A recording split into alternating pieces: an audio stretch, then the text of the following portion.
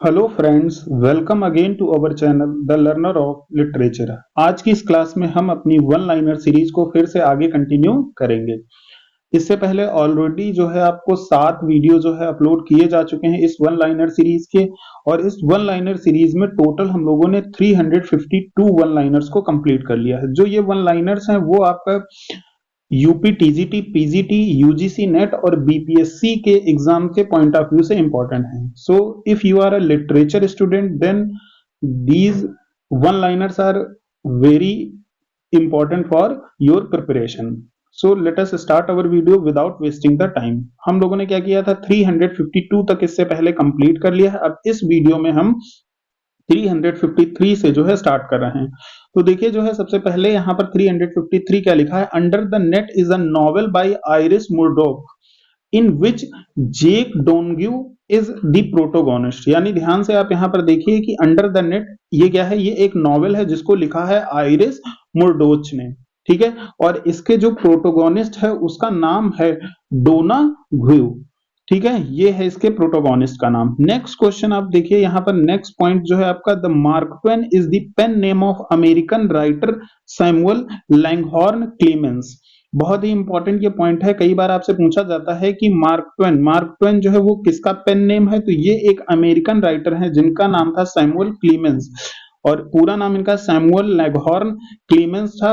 इन्हीं ने जो है Under the name of mark Twain जो है इन्होंने बुक्स को लिखा है। आगे बढ़ते हैं, नेक्स्ट पॉइंट 355 क्या लिखा है, George Eliot is the pen name of Victorian women writer Mary Ann Evans. जो मैरी एन एवांस उनका रियल नेम था, बट उनका जो पेन नेम था वो जॉर्ज इलियट, ठीक है। नेक्स्ट आगे देखते हैं यहाँ पर 356 पॉइंट नंबर, ये क्या लिखा हुआ है, Forster's criticized conventional relationship in his novel Where Angels Fear to Thread। ध्यान से ये देख लीजिए, Where Angels Fear to Thread, ये फॉस्टर्स का कन्वेंशनल रिलेशनशिप को इस नॉवेल में जो है क्रिटिसाइज किया गया है। आगे देखते हैं next point, in Conrad's Heart of Darkness. जो हार्ट ऑफ डार्कनेस है जोसेफ कॉनरॉड का नॉवेल है, इसमें क्या होता है, द प्रोटोगोनिस्ट, जो प्रोटोगोनिस्ट है कुड्स, वो dies uttering the words the horror. मतलब जो प्रोटोगोनिस्ट कुड जो है वो मर जाता है और वो लास्ट में कौन से वर्ड्स बोल रहा होता है, वो बोल रहा होता है द हॉरर। जोसेफ कॉर्नॉट का जो हार्ट ऑफ डार्कनेस है ये एक बहुत ही इंपॉर्टेंट नॉवेल है, ये याद रखिए। और साथ में इसके प्रोटोगोनिस्ट का जो नाम है वो क्या है, कुड्स है। आगे देखते हैं 358 में देखिए, a house for mister Biswas is a novel by VS Naipaul. जो वीएस नैपॉल हैं जो कि एक इंडियन ऑथर हैं, ठीक है ना, इंडियन ऑथर हैं, इन्होंने जो है नॉवेल लिखा है a house for mister Biswas. Next जो है, an equal music is a novel by Vikram Seth. Vikram सेठ भी एक इंडियन जो है नॉवेलिस्ट हैं, इनका जो नॉवेल का नाम है वो क्या है, an equal music. Next point, the play look back in anger. जो प्ले है लुक बैक इन एंगर, इसको जो है पहली बार स्टेज पे परफॉर्म किया गया था 1956। Started the angry young man movement, और इसी के बाद जो है एंग्री यंग मैन मूवमेंट की शुरुआत होती है। आगे देखते हैं नेक्स्ट जो है 361। यहाँ पर 361 में क्या लिखा है, Ralph Piggy and Jack are the characters in Golding's Lord of Flies. जो विलियम गोल्डिंग का लॉर्ड ऑफ फ्लाइज नॉवेल है, इसमें जो कैरेक्टर्स हैं उनके नाम है राल्फ पिगी और जैक। आगे देखते हैं next point, Eliza Doolittle, Henry हिंगिस, Colonel Pickering are the characters in Shaw's Pygmalion. Pygmalion एक ड्रामा है, ये जो है ये बहुत ही इंपॉर्टेंट जो ड्रामा है किसका, जीबी सॉ का। तो इसमें जो है, जो एलिजा डू लिटिल, हेनरी हिंगिस और कर्नल पिकरिंग जो है ये इसके मेन कैरेक्टर हैं। एलिजा डू लिटिल जो है एक लड़की होती है, और ये जो हेनरी हिंगिस है ये प्रोफेसर होता है लिंग्विस्टिक्स का, और ये इस लड़की पर वर्क करता है, और ये फूल बेचने वाली एक तरह से ये लड़की होती है, और इसको जो है एक एलिगेंट वुमेन में जो है वो कन्वर्ट करता है। नेक्स्ट जो है आगे देखिए 363 क्या लिखा है, Jim Dixon is the protagonist of Kingsley's Amis's campus novel Lucky Jim. मतलब ध्यान से देख लीजिए, यहाँ पे जिम डिक्सन जो है वो प्रोटोगोनिस्ट है किसका, किंग्सले एमिस। जो किंग्सले एमिस का एक कैंपस नॉवेल है जिसका नाम है लकी जिम। लकी जिम का जो है ये प्रोटोगोनिस्ट है। अब देखिए यहाँ पे नॉवेल में भी लकी जिम वर्ड आया हुआ और Jim Dixon is the protagonist of this novel. Next point अगर हम आगे देखते हैं 364, ये क्या लिखा हुआ है, the Whitsun Wedding High Windows the Less Deceived are the poetry collection by Philip Larkin. जो फिलिप लार्किन है उनके ये जो है पोएट्री कलेक्शंस हैं। एक बार फिर से देख लीजिए, the Whitsun's Wedding, High Windows, the Less Deceived, these are the poetry collection by Philip Larkin. आगे देखते हैं, Doctor Johnson called Dryden the father of English criticism. मतलब डॉक्टर जॉनसन ने जो है जॉन ड्राइडन को ये कहा था कि he is the father of English criticism, मतलब उन्हीं से इंग्लिश क्रिटिसिज्म की शुरुआत होती है। नेक्स्ट पॉइंट आगे देखिए, Sidney's Apology for Poetry is considered the epitome of Renaissance poetics. जो सिडनी का जो है फिलिप सिडनी की अपोलॉजी फॉर पोएट्री है, इसको जो है क्या किया जाता है, कंसीडर किया जाता है the epitome of Renaissance poetics. एक पॉइंट यहां पर और है, जो फिलिप सिडनी ने जो अपोलॉजी फॉर पोएट्री लिखी थी, ये बुक जो है उन्होंने जो है जो गॉसन ने एक बुक लिखी थी जिसका नाम था school of abuse. School of abuse, इसके जो है इसको जवाब देने के रेफरेंस में लिखा था इन्होंने। पहले जो है जो स्टीफन गॉसन है उन्होंने स्कूल ऑफ एब्यूज एक बुक लिखा था जिसमें उन्होंने पोएट्री को बहुत ही ज्यादा जो है क्रिटिसाइज किया था। तो इसके जो है आंसर में जो है फिलिप सिडनी ने अपोलॉजी फॉर पोएट्री जो है वर्क लिखा था। तो ये दोनों बुक्स जो है आप बहुत अच्छे से इनको जो है याद रखिए जो है। ठीक है, आगे बढ़ते हैं। नेक्स्ट 367, ये क्या लिखा है, Ars Poetica is a critical work by Roman lyric poet Horace. जो रोमन लिरिक पोएट हैं होरेस, उनका जो है एक क्रिटिकल वर्क है जिसका नाम है आर्स पोएटिका। और इससे पहले मैंने जो है एक एमसीक्यूज की सीरीज कराई थी, उसमें लिटरेरी क्रिटिसिज्म एंड थ्योरी पर बेस्ड हमने कुछ जो है एमसीक्यूज कराए थे, अराउंड 80-90 एमसीक्यूज कराए थे।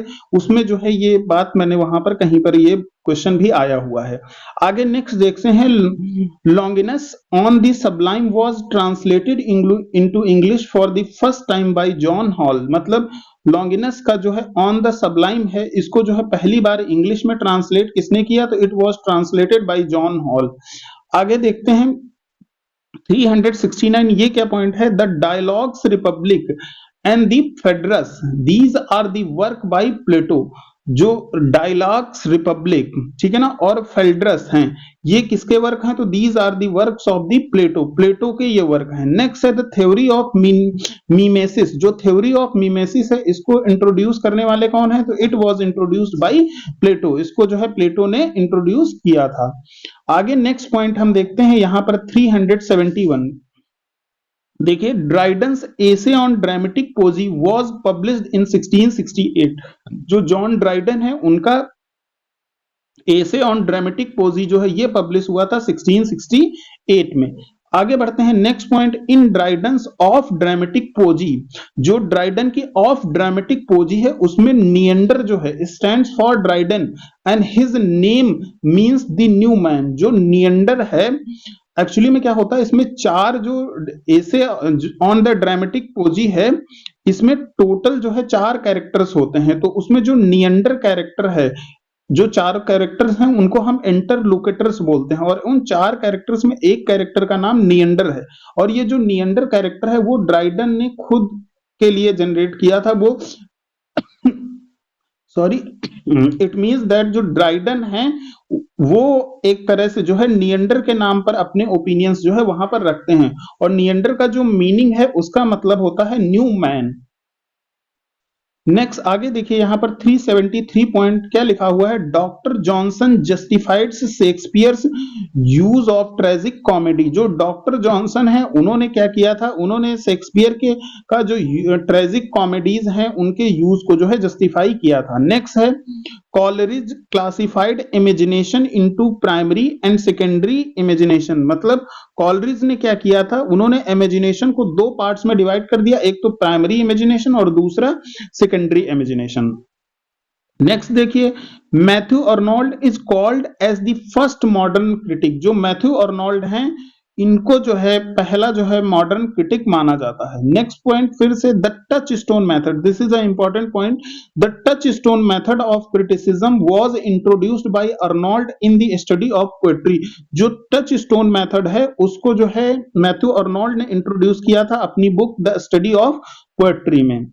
आगे देखिए नेक्स्ट 377 पॉइंट, यहां पर क्या कह रहा है, the English metaphysical poets is an essay by TS Eliot. आपको पता है टीएस इलियट की जो पोएम्स हैं उसमें से वेस्टलैंड बहुत ही इंपॉर्टेंट पोएम है। The Love Song of J Alfred Prufrock, ये भी जो एक मोनोलॉग है, ड्रामेटिक मोनोलॉग, वो भी जो है बहुत ही ज्यादा इंपॉर्टेंट है। तो इन्होंने एक ऐसे लिखा था द इंग्लिश मेटाफिजिकल पोएट्स, ये किसका है, ये टीएस इलियट का है। साथ में टीएस इलियट के अगर आपको प्लेस के बारे में पता हो तो the murder in the cathedral, family reunion, cocktail party, ये सारे के सारे जो हैं वो पोएटिक प्लेस हैं जो कि टीएस इलियट ने लिखे हैं। नेक्स्ट पॉइंट देखिए, the term unification of sensibility and dissociation of sensibility were introduced by Eliot in his essay the English metaphysical poet. अब देखिए इन्होंने टीएस इलियट ने द इंग्लिश मेटाफिजिकल पोएट ऐसे लिखा था और इसमें उन्होंने बात की थी the term unification of sensibility की और डिसोसिएशन ऑफ सेंसिबिलिटी की। तो कई बार एग्जाम में ये पूछा जाता है कि जो डिसोसिएशन ऑफ सेंसिबिलिटी टर्म है इसको किसने क्वाइन किया है, तो this has been coined by TS Eliot. या फिर यूनिफिकेशन ऑफ सेंसिबिलिटी की बात की जाए तो इसको भी किसने जो है इंट्रोड्यूस किया या क्वाइन किया, तो your answer will be TS Eliot. आगे देखते हैं the term objective correlative, very important point. जो ऑब्जेक्टिव कोरिलेटिव टर्म है ये किसने इंट्रोड्यूस किया, तो this was also introduced by TS Eliot in his essay Hamlet and his problems. उन्होंने एक एसे लिखा था हैमलेट एंड हिज प्रॉब्लम्स, इसमें जो है इन्होंने जो है ऑब्जेक्टिव कोरिलेटिव की बात की थी। और साथ में जो है जो टीएस इलियट हैं उन्होंने क्या बताया था कि हैमलेट को एक आर्टिस्टिक फेलियर का नाम दिया था। टीएस इलियट ने हैमलेट जो प्ले है उसको जो है एक आर्टिस्टिक फेलियर का नाम दिया था। आगे बढ़ते हैं पॉइंट नंबर 380। देखिए पॉइंट 380 क्या है, Eliot's essay tradition and individual talent. जो इलियट का एसे है tradition and individual talent, it was published इन 1990। ये पब्लिश हुआ था 1990 में। Next, the phrase language made strange is associated with the Russian formalist. मतलब जो ये फ्रेज है लैंग्वेज मेड स्ट्रेंज, ये किसके साथ जुड़ी हुई है, तो ये एसोसिएट करती है जो रशियन फॉर्मलिस्ट राइटर्स थे उनसे रिलेट करती है। आगे देखिए पॉइंट नंबर 382। 382 पॉइंट क्या है, Erewhon. Erewhon is the 19th century dystopian novel by Samuel Butler. जो ये इरहोन है ये एक डिस्टोपियन नॉवेल है और इसे किसने लिखा है, तो इसे लिखा है सैमुअल बटलर ने। एक चीज और आपको मैं बता दूं यहां पर कि जॉर्ज ऑरवेल भी जो है डिस्टोपियन नॉवेल्स लिखते थे। आपको जो है जॉर्ज ऑरवेल ने जो है जो एक डिस्टोपियन नॉवेल उन्होंने लिखा है उस नॉवेल का नाम कमेंट करके कमेंट बॉक्स में आपको बताना है। नेक्स्ट पॉइंट आगे देखिए यहां पर, the title of the Bernard Shaw plays, मतलब जीबी सॉ के जो प्लेज हैं Arms and the Man is taken from the Dryden's translation of Virgil's Aeneid. अब देखिए यहां पर वर्जिल की जो एनीड है जिसका ड्राइडन ने ट्रांसलेशन किया था वहां से जो है आर्म्स एंड द मैन का टाइटल जो है जीबी सॉ ने लिया है। अब आगे देखते हैं 384। देखिए पॉइंट नंबर 384 आपका क्या लिखा है, Adam Bede and the Silas Marner characters created by George Eliot are by profession a carpenter and a weaver respectively. मतलब इसका मीनिंग समझ लीजिए कि जो एडम बीड और सिलिस मार्नर हैं ये कैरेक्टर्स किसने क्रिएट किए हैं, जॉर्ज इलियट ने। अभी हमने पीछे पढ़ा था कि जॉर्ज इलियट का जो रियल नेम था वो था मैरी एन इवांस। इनका जो रियल नेम है वो क्या है, मैरी एन इवांस, और जॉर्ज इलियट इनका जो है पेन नेम है। ठीक है, तो इन्होंने जो एडम बीड और सिलिस मैरिनर कैरेक्टर्स को क्रिएट किया था, तो जो एडम बीड है वो क्या है, वो बाय प्रोफेशन कारपेंटर है, जबकि जो सिलिस मैरिनर है वो एक वीवर है। ठीक है, नेक्स्ट पॉइंट आगे देखते हैं। Alice in Wonderland is a classic children novel by Lewis Carroll. बहुत ध्यान से देखिए, एलिस इन वंडरलैंड ये इसके नाम से एक मूवी भी है जो बच्चों को बहुत ज्यादा पसंद आती है। एलिस इन द वंडरलैंड ये क्या है, एक क्लासिक चिल्ड्रन नॉवेल है जिसको लिखा था लुइस कैरोल ने। आगे देखते हैं नेक्स्ट पॉइंट। अब जो है यहाँ पर 386 देखिए क्या लिखा है। Chrome yellow is the first novel by Aldous Huxley. जो अल्डस हक्सले हैं उनका जो पहला नॉवेल है उसका नाम है क्रोम येलो। बहुत इंपॉर्टेंट पॉइंट है, आप इसको बिल्कुल बस याद कर लीजिए, रट लीजिए एक तरह से। आगे देखते हैं जिमी पोर्टर। अब जिमी पोर्टर का नाम आया है तो ये क्या है, is the angry young man in the play look back in anger. ठीक है। लास्ट पॉइंट आज के इस वीडियो का हमारा देखिए 388 क्या है। The French Revolution by Thomas Carlyle was published in 1837। जो द फ्रेंच रेवोल्यूशन वर्क है जिसे लिखा है किसने, थॉमस कार्लाइल ने। तो ये जो है कब पब्लिश हुआ था, तो ये 1837 में पब्लिश हुआ था। तो ये जो है आज के वन लाइनर सीरीज के में जो है हम लोगों ने टिल 388 जो है पॉइंट कर लिए हैं। अब आगे के जो पॉइंट्स होंगे वो हमारे अगली वीडियोस में आपको मिलेंगे। ये सीरीज के जो वीडियोस हैं वो आपको रात के 9 बजे मिलते हैं यूजुअली।